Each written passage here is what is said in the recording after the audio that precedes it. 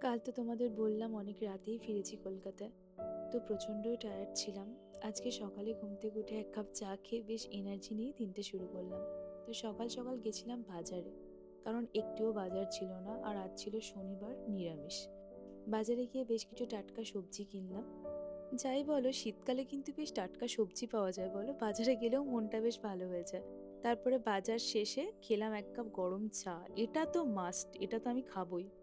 ফেরার সময় ব্রেকফাস্টের জন্য নিয়ে এলাম মাসালা ধোসা। ধোসা খেতে আমার তো খুব ভালোই লাগে আর সেদিন যেহেতু শনিবার ছিল নিরামিষ তার জন্য ধোসাই নিয়ে এলাম। সেদিন লাঞ্চেও বেশ অনেক কিছুই ছিল, যেমন ভাত, উচ্ছে আলু ভাজা, মাশরুম, পোস্তর বড়া, আলু ফুলকপির তরকারি। তারপরে লাঞ্চ সেরে গেলাম পার্লারে। আমার একটা হেয়ার স্পা করানোর ছিল, কিন্তু পার্লারে গিয়ে দেখলাম প্রচন্ড ভিড়, অনেকক্ষণ ওয়েট করতে হয়েছে। তারপরে ফাইনালি আমার টার্ন এলো। পার্লারে গেলে যে কিভাবে টাইম চলে যায় কে জানে। আমার তো বাড়ি ফিরতে প্রায় ৩ ঘন্টা লেগে গেল। তারপরে বাড়ি ফেরার পথে একটু চপ নিয়ে এলাম। ওকে, আজ তবে এটুকুই থাক। চলো, বাই।